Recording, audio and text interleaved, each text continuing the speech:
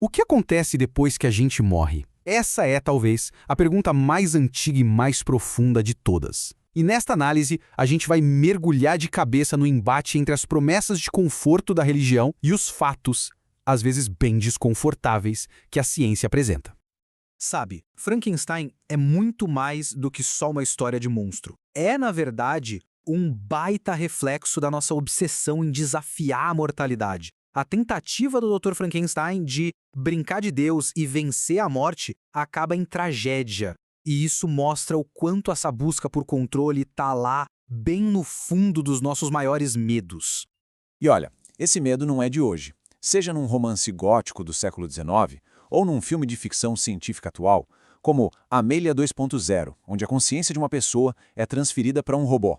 A gente continua explorando essa fronteira tão frágil entre estar vivo e não estar. Essas histórias todas acabam sendo um espelho da nossa própria ansiedade. Então, diante desse medo todo, para onde a humanidade correu para buscar respostas ao longo da história? Para a religião. Ela chega com uma promessa poderosíssima, a de que a morte não é o fim, é só uma passagem. E é aqui que a coisa começa a ficar muito interessante, porque se a gente olhar para esse quadro, todas elas prometem algo depois da morte, certo? Mas os detalhes, nossa, eles são totalmente diferentes. O cristianismo fala de uma vida, um julgamento e um destino eterno. Já o hinduísmo e o budismo trazem a ideia de um ciclo de várias vidas. O islamismo, uma espera pelo juízo final. Elas simplesmente não batem. Isso, claro, levanta uma questão de lógica que o material de origem aponta. Pensa bem. Se uma crença diz que a gente reencarna como outra pessoa ou animal, e a outra diz que vamos ficar para sempre no céu ou no inferno, as duas coisas não podem ser verdade ao mesmo tempo. Uma exclui a outra. De um lado, a gente tem promessas como essa, que trazem um conforto imenso. É uma visão de esperança, de reencontrar quem partiu, de uma paz que nunca acaba. É uma narrativa que acolhe, que alivia a dor da perda e o medo do desconhecido. E aí, do outro lado, vem essa perspectiva. Quase brutal na sua simplicidade, né? Essa citação representa a visão materialista. Não existe alma etérea, existe matéria orgânica.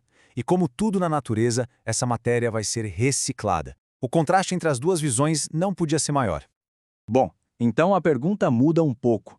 Deixa de ser o que as pessoas acreditam, para ser por que elas acreditam. O que faz com que essas ideias de vida eterna sejam tão magnéticas, tão poderosas a ponto de construir civilizações inteiras? A psicologia dá uma pista importante com algo chamado efeito da verdade ilusória. É bem simples, na verdade. Quanto mais a gente ouve uma coisa, mais ela soa como verdade. A repetição cria uma familiaridade, e o nosso cérebro, espertinho, acaba confundindo o que é familiar com o que é verdadeiro. E o processo é fascinante. Uma ideia é lançada. Aí ela é repetida em sermões, em casa, em rituais. Gerações passam essa ideia adiante, até que ela vira senso comum, verdade. E o mais curioso que a fonte destaca é que a afirmação passa a ser vista como um fato, mesmo que a quantidade de evidências para ela continue sendo exatamente a mesma, 0. E não para por aí, claro. Outros mecanismos psicológicos entram em campo. Tem o viés de confirmação, que é tipo um filtro que só deixa a gente ver as coisas que comprovam o que já acreditamos. A gente confia no que os pais e líderes ensinaram. E, vamos ser sinceros, é muito difícil ser o único a duvidar quando todo mundo ao redor parece ter certeza.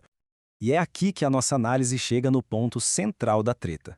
O choque entre um sistema baseado em fé e um sistema baseado em evidências. O que acontece quando essas promessas tão antigas são colocadas sob a lente do método científico?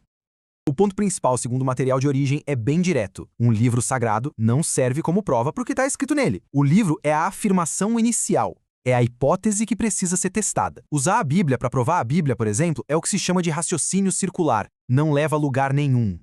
Aí sempre vem aquele argumento, mas e a ciência que criou a bomba atômica? É um ponto importante. Mas a fonte rebate dizendo o seguinte: a ciência descobre as ferramentas, como a fissão nuclear. Quem decide usar essa ferramenta para construir uma bomba e jogar numa cidade são os líderes políticos, que, aliás, para se elegerem, geralmente precisam se declarar religiosos. A responsabilidade nessa visão é de quem dá a ordem.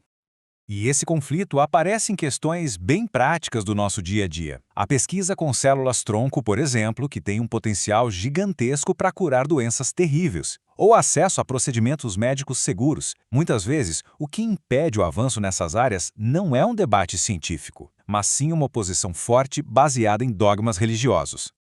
Agora se prepara para esse número, porque ele é impactante. Na época em que os textos bíblicos foram escritos, viver até os 30 anos era um normal. Hoje a gente vive o dobro, quase o triplo disso. E a fonte atribui esse salto gigantesco não à fé, mas à ciência, medicina, vacinas, saneamento básico, a coisas que a gente pode medir, testar e comprovar.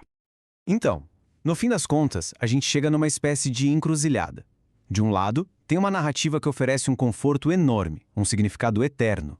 Do outro, uma visão baseada no que a gente pode observar e testar, que nem sempre é a mais quentinha para o coração. E essa frase do Christopher Hitchens resume perfeitamente a mentalidade científica que a fonte descreve. É um compromisso com a verdade, por mais dura que ela seja. É a coragem de ajustar as próprias crenças para que elas se encaixem nos fatos, e não tentar forçar os fatos a se encaixarem nas crenças. A alternativa que a ciência oferece é uma visão da vida como parte de um ciclo natural imenso. A energia que está no nosso corpo veio do sol, das plantas, dos animais. Quando morremos, essa energia e essa matéria voltam para a Terra, para continuar o ciclo. Não é uma história sobre recompensa individual, mas sim sobre conexão com o todo.